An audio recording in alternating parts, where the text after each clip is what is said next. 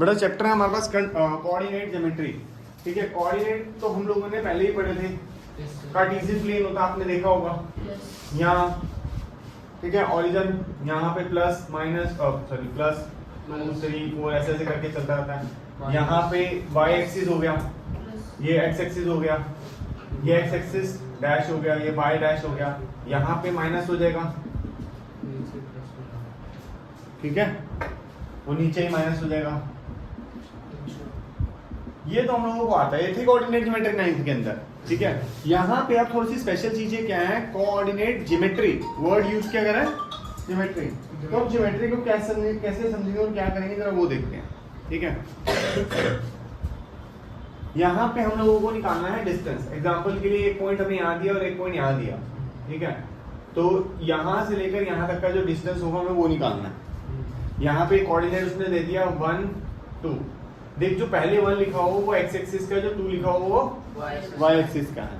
दूसरा एक और पॉइंट दे दिया 3 6। ठीक है, एग्जांपल के लिए पता नहीं है क्या कोऑर्डिनेट चल रहे हैं, 3 6, और जो ये 3 है वो x एक्सिस का है और 6 जो है y एक्सिस का है। यहाँ तक क्लियर हुई बात, समझ आ गई।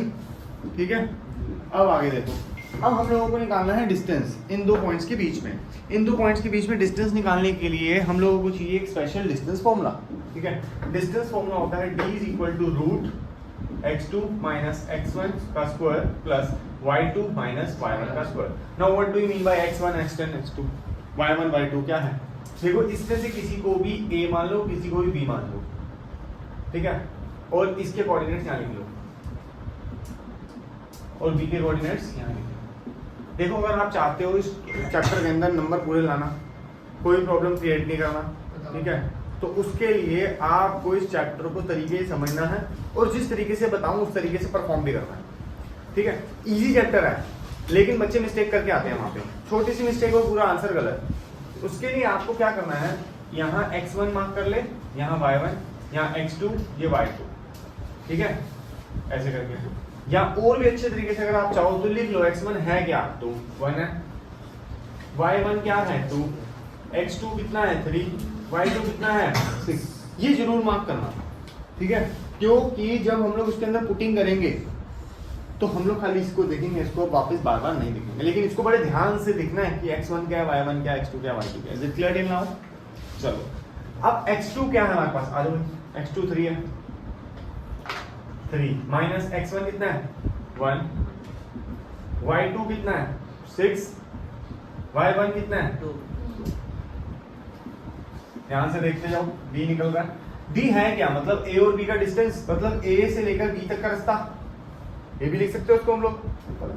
तो 3 माइनस 1 क्या हो सकता है इसके अंदर, 2 का स्क्वायर प्लस इसमें माइनस क्या 4 का स्क्वायर, 2 2 जा 4, 4 4 जा 16, आया क्या 20।